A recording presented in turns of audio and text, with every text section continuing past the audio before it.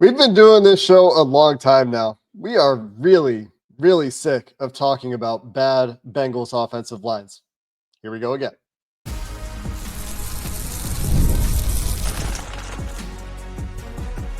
You are Locked On Bengals, your daily Cincinnati Bengals podcast. Part of the Locked On Podcast Network, your team every day. What up, Bengals fans? Welcome to another episode of the Locked On Bengals podcast, part of the Locked On Podcast Network, your team every day. I'm Jake Liscow. He's James Rapien, and we are your hosts of Locked On Bengals, covering your Cincinnati Bengals as a one-stop shop for everything going on with your favorite team since 2016. And if you're an everydayer, shout out to those of you who don't miss an episode. Shout out to everyone who makes Locked On Bengals their first listen. Today we dive into the topics du jour, the topics of the day in a mailbag episode where most of you are curious about the offensive line and looking for reasons to hang on to hope for this season after one of the worst losses in Bengals history and the widest margin of defeat in Bengals history. That's where we will start today's episode. And James, we're going to start with more talk about a bad offensive line. And if there was anything that was going to torpedo our expectations for this season, and boy, have they been torpedoed through a couple of weeks here, it was going to center on the offensive line. Today's episode brought to the people by FanDuel, where new customers can bet $5 and get $300 in bonus bets if that first bet wins. And we every year in the preseason, James, it feels like for the last few years, have talked about the moves they've made at offensive line, being sick about talking about offensive line, and then inevitably it comes up in the season. And this might be the worst version of an offensive line we've seen in the Zac Taylor era. It's bad. I don't know if it's the worst because some of those were really, really bad back in the day. But considering the expectations, it is by far the most disappointing. Even if you didn't think that this was going to be the best offensive line that Joe Burrow / Zac Taylor had, you thought it would be solid. There was real belief, especially after they added Reisner, that, all right, well, they should be solid. And they can't run the ball.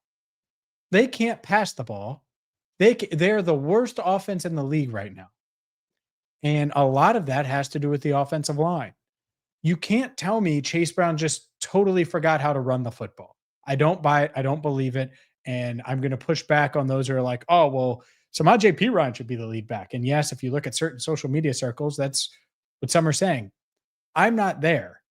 I don't think Chase Brown is playing great, but I don't think he's had the opportunity to play great or well at a high level. And it's not just a little bad or below average. It's so bad. Like, coming into this year, you just kind of wanted the run game, at least for me, and this is with Joe Burrow, you want the run game to be functional, to be kind of a complementary piece that's going to help take a little pressure off of Joe. But you know the engine. Well, they need the run game to be a bit more than that now. And so far, this offensive line, which was really put together to pass block, hasn't pass blocked at a high level. And when you go into a game thinking you're going to run the ball and your lead back averages less than a foot per carry, in Chase Brown's case, less than a foot per carry, well, something's really, really, really, really, really, really, really wrong. And that's where I'm at now. And we were texting about this last night after you did your film review with Sands. It is all on. For me, I'm eyeing Zac Taylor. He needs to fix this. That's where the pressure is. That's where the pressure lies. I'm not absolving the front office, but it's September. It isn't March. It isn't April. We spent all offseason talking about this offensive line, more so than probably anyone on the planet outside of maybe the front office and maybe even them. And so you got to get it fixed somehow because they got to be much, much better than they've been through the first 3 weeks. Cincinnati Bengals by PFF grading, and use all the grains of salt for PFF grading that you want, have by far the worst run blocking grade in the NFL. 37.8 collectively out of 100 as a team run blocking grade. Out of 100, like 50 is really bad. And there are some teams around 50. There are 7 teams right around 50 or worse. And the New Orleans Saints are second worst at 47.7. That's pretty close to 50. Getting down to a 37.8. Even if you don't believe it, anything about PFF, it's hard to deny that matches the eye test. So, James, a lot of questions, like I said, in the mailbag today about the offensive line. And the first one goes to the heart of how you concluded your opening statement on today's show. This comes from Jay Gundler. The Bengals offensive line has been poor during the Taylor era. When do we start questioning his scheme and stop blaming the players and the offensive line coaches? There have been 3. Right now, because you're right. 3 offensive line coaches. Frank Pollock was the run game coordinator last year, and you could certainly feel by the end of the year, it's like, well, this just it's not fitting right. And so yeah, it's on Zac Taylor. Better fix it. Got to fix it. And it's the same running back. It's a lot of the same offensive linemen, and it's not like their guards were great last year. Our everydayers are laughing at that idea that the Bengals had great guards last year. So it's not like there should be such a drop off that you can't function in the run game. And that's the case right now. So it's all on Zach. It's all on Dan Pitcher and Scott Peters, who was picked by Zac Taylor. This you have to figure it out.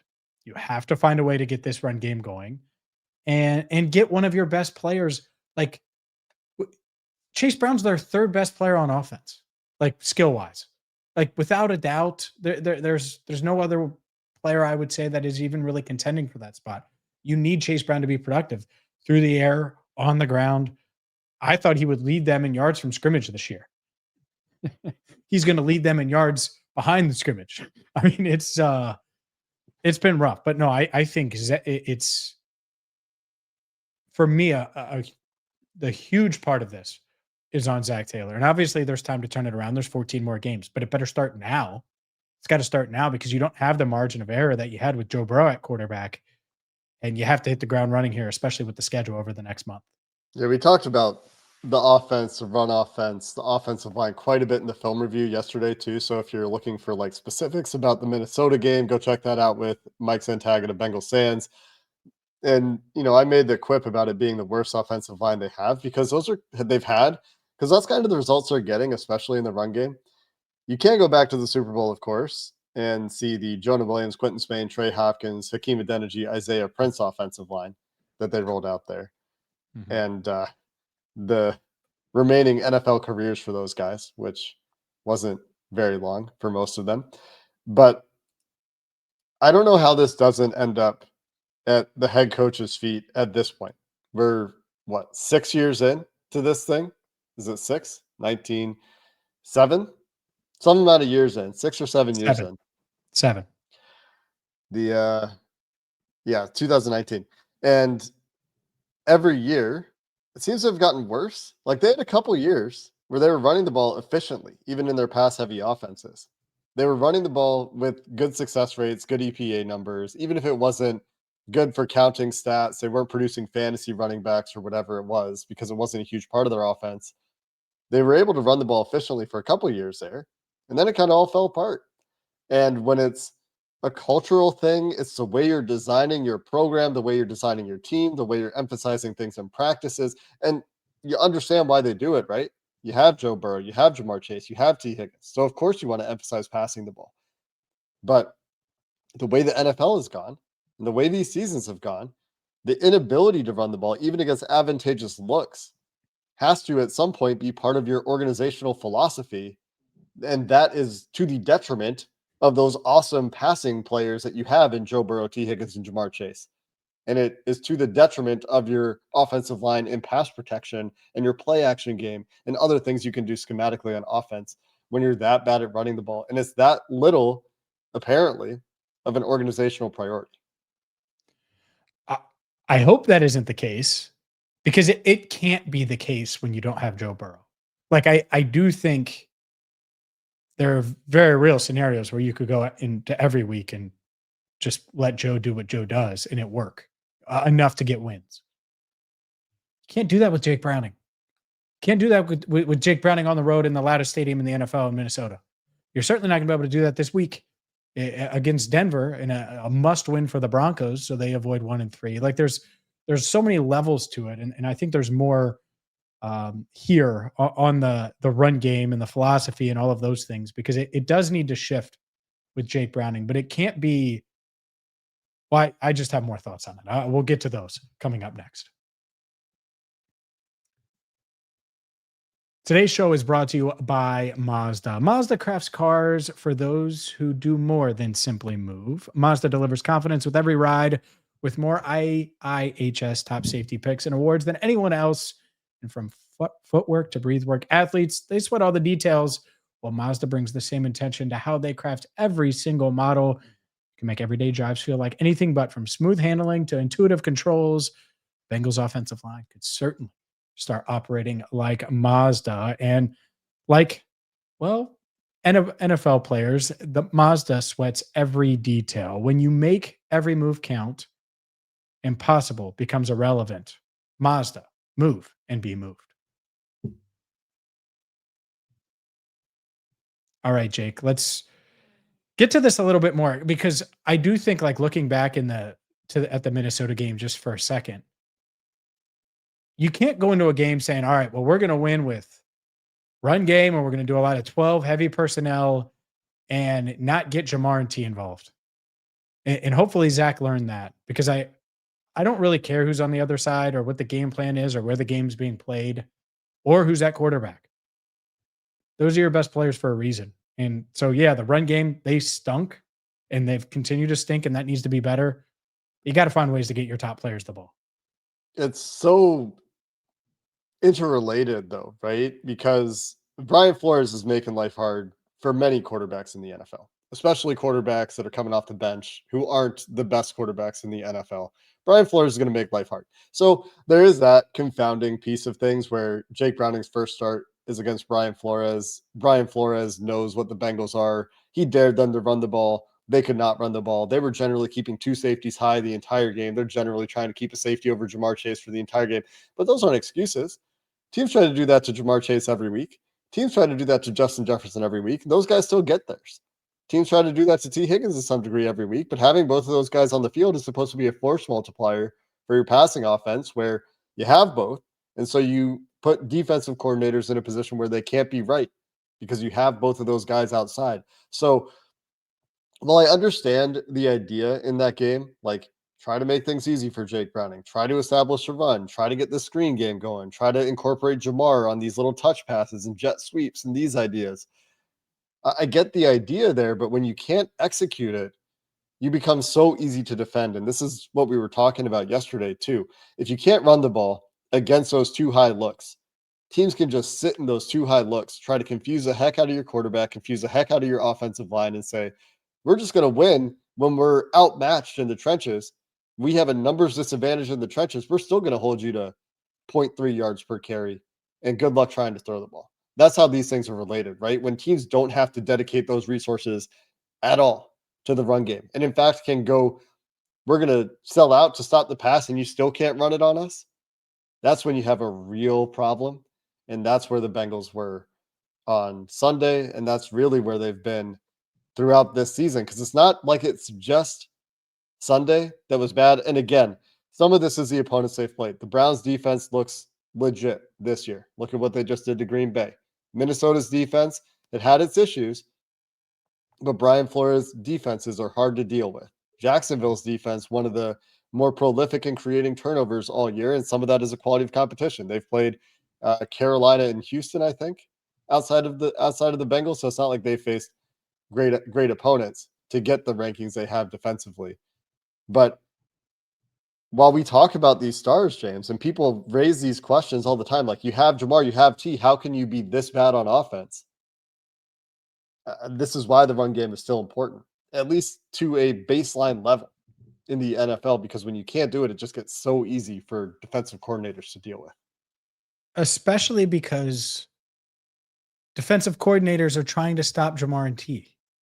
They're not sweating, especially now. I mean, you think the Denver Broncos right now are sitting there in their offices sweating Chase Brown and this offensive line and having to deal with whatever the heck the Bengals rushing attack, and I'll say that in quotes for those listening, attack Mm-hmm.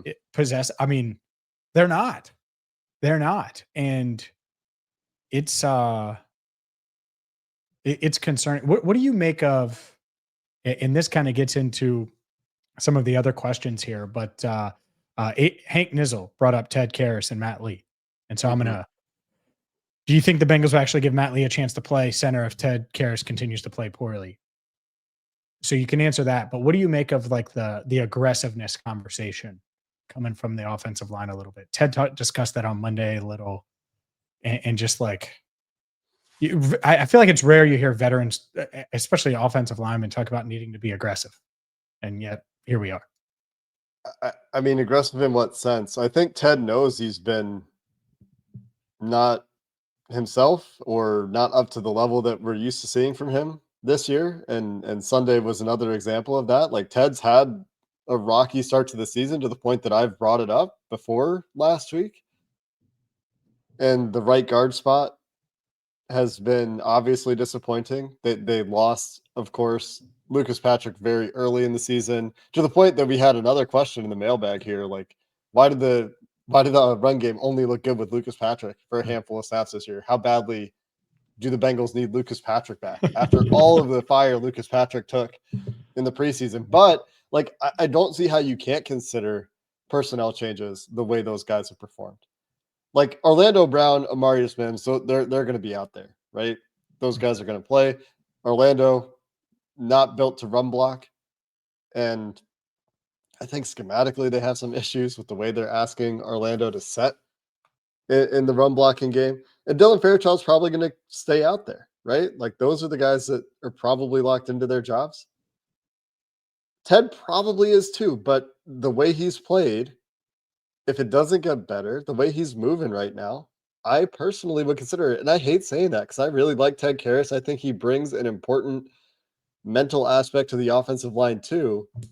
But I don't see how you don't consider every option in terms of personnel the way that the offensive line is performing. And I don't really know, like, what do they mean by aggressiveness, James? Like, what does that mean to you when you hear that from Ted?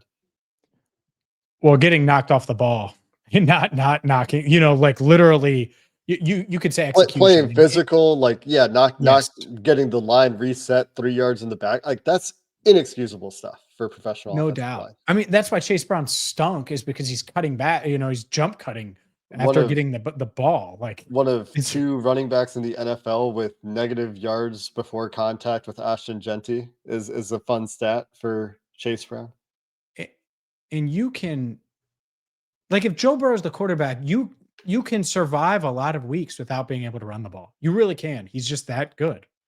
He's not the quarterback anymore.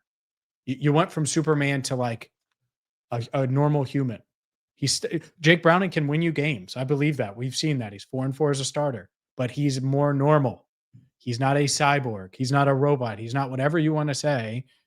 And man, it feels like years ago now at this point. But remember when Joe Burrow was to blame for the Bengals run game issues? And I know there's more there to it, but you get my point. Like this has to be better. The offensive line just has to play better. They need to be more aggressive. And by aggressive, knock some dudes off the ball. Create a hole somewhere for Chase Brown to find it. And if you do that, then your job protecting Jake Browning is going to be easier. It's going to make things much easier overall. My biggest concern, it's not that they couldn't run the ball against Minnesota. It's that they went in there thinking they were going to be able to run the ball against Minnesota. And that was like their main game plan. And then the game started and they could not run the ball. That's And there are multiple plays that look like we talked about this on the film review episode yesterday. There are multiple plays that look like they haven't repped wide zone in a couple of years. And maybe they haven't. Like they're leaving nose tackles unblocked in concepts that are not meant to leave the nose tackle unblocked.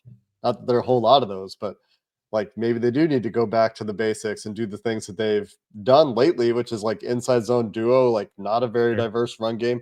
At some point you need to add more stuff, but like they tried to add stuff and it really went poorly. So you either need to figure those things out quickly or just stick to what works.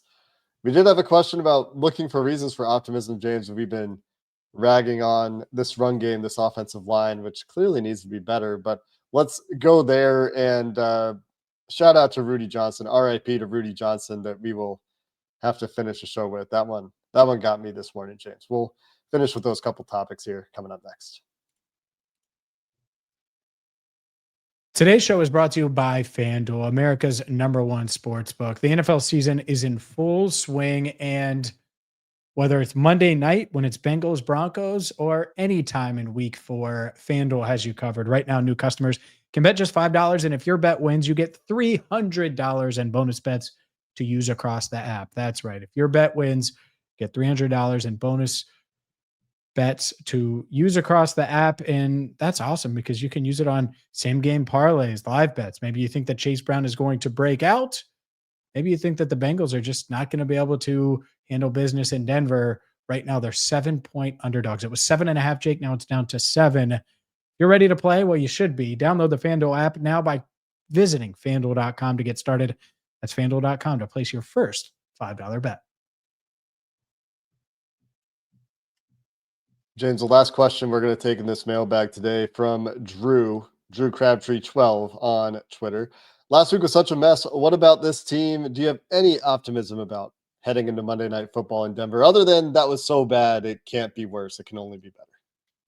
Well, that's where it starts, right? Like, I do think that they'll be better just because it really is hard to be worse. But look, run game wise, even thinking back to Zac Taylor's first year, and it took them too long, but they did figure out the run game. Remember Joe Mixon, I think that those final 8 games of the 2019 season and that god awful offense, like they got going a little bit. So I do think he could figure it out and they could figure it out. And part of it is because, again, it's a lot of the same faces as last year.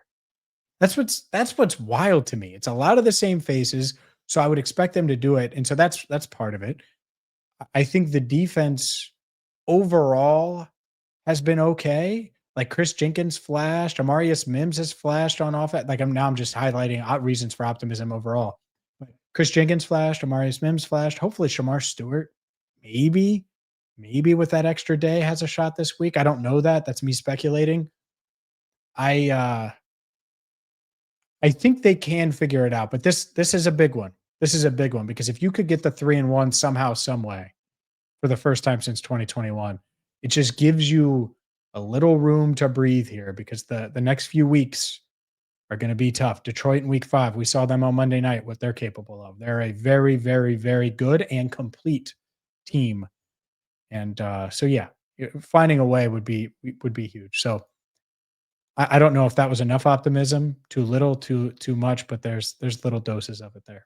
Here's what I would say is that it's a good defense that Denver has, but it's not. They have game records up front for sure, but there's no Myles Garrett over there and there's no Brian Flores over there. It's a sound defense that will make life hard on you, but kind of do it in more normal ways.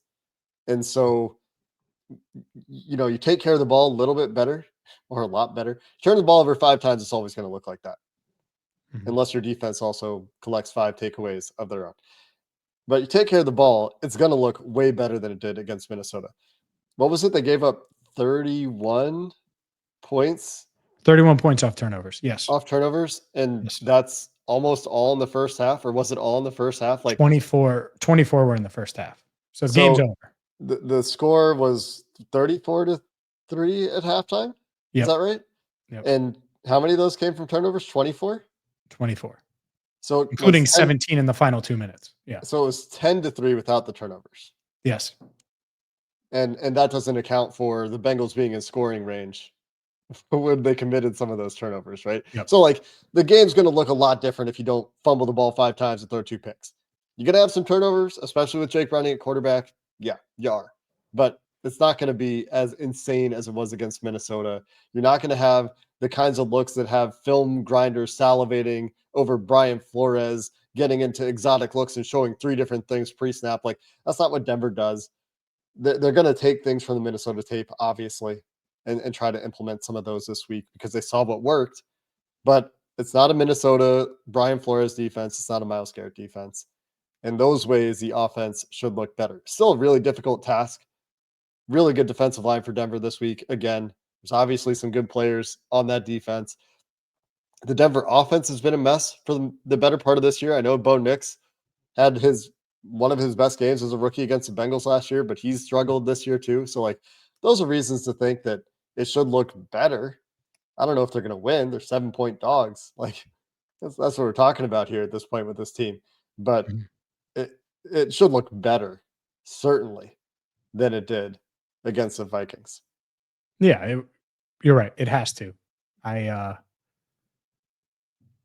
think if they get their playmakers the ball, I doubt Jamar Chase all you want.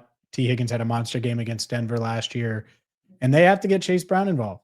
Like if they figure it out on offense, which they should be able to figure it out on offense, like regardless of the defense, and they lose, well, I could see that. If they don't figure it out on offense and they lose, well, that's going to be really darn frustrating because the offense should still be solid. It just should. Too many of the same faces, even without Joe. Too many of the same faces. By the way, I don't know if you mentioned this yesterday on the film, but Joe was back with the team. So just a heads up, he was in the locker room on his scooter, had his foot wrapped in the locker room on Monday. And so that's good. He's not going to travel to Denver, but good that Joe's back in the building. And hopefully they give him a reason to come back this season. Yeah. Going to finish the show on a somber note, James. Reporting from TMZ, I think, had it first, as they often do with these things, that Rudi Johnson, the Bengals' former star running back, formative years for me as someone watching this team as a kid, was or has deceased this week. TMZ's report said that he'd been struggling with mental health issues, possible effects of CTE he couldn't overcome. The New York Post reporting that it was a suicide. And just tragic stuff. RIP to Rudi Johnson. This one got me. Like I said, this one really got me this morning. Rudy was one of my favorite players when I was a kid watching this team. And one nice note, I guess, out of the TMZ report here, he was, according to the family member who informed TMZ about this, he was doing everything he could to help people on and off the field prior to his death. So I love to hear that he's doing the things he loved. Hate to hear that he's struggling with mental health issues. That's a hard one today, James. Yeah, it sucks. I mean, there's no way around it. You're right. I mean, Rudy from 2003 is when he broke onto the scene. Corey Dillon was dealing with some injuries. He runs for 957. It's Marvin's first year. They go 8-8. And then from 04 to 06, Rudi Johnson is one of the best running backs in the NFL. Was a Pro Bowler in 04, scored 12 touchdowns. And in 05 set the single season rushing record for the Bengals, 1,458 yards, 4 more than the year prior. And so wasn't a Pro Bowler that year, but since the Bengals single season rushing record, has another 12 touchdowns. 06 has another 12 touchdowns and runs for 1,000 plus. Like those years, I mean, he tallies over 4,000 yards in 3 seasons and was just awesome. And it sucks. It's awful. He's only 45, was going to be 46 years old next week. Too young, too soon. Really, really brutal news. So thinking of Rudy's family and loved ones and friends and former Bengals that are going through it right now. And the Bengals did, as we were recording this, issue a statement on Rudi Johnson from Bengals owner Mike Brown. He said, quote, "Rudy was a fine person and an excellent running back for us. He was dependable and productive as a player and very popular among his teammates. Everyone liked him and saw him as a dear friend. We are deeply saddened by his passing." That's Bengals owner Mike Brown. I think sharing the sentiments of many that have been following this team for at least a couple of decades. Hate the CTEs involved here. The NFL does, of course, provide some mental health resources for their players, but if you're out there and you're hearing this stuff, there's always resources out there. I hope that you take those resources if you need them. There's always the 988 Lifeline, crisis and suicide lifeline out there that you can call. And really, really sad stuff. Take care of yourselves. Yep. It's just shocking. It's shocking to think of, I saw Chad Johnson. He just put RIP in a picture of Rudy. And it's like, man, he's 45. Like he's in terms of life, he's a baby. Like he should be halfway there. Like he's at midfield, and instead this happened. So really, really unfortunate. I never heard a bad thing about Rudy. And you usually hear about former players. If there's bad stuff behind it, like you hear it. I haven't heard anything bad about Rudy. So rest in peace. Rest in peace to Rudi Johnson. We're going to wrap up there for this episode of the Locked On Bengals podcast. Back to the normal programming for Monday Night Football. The crossover will be on the next episode here on Locked On Bengals. Until then, thanks for listening to this episode of the Locked On Bengals podcast. Good day, and have a good one.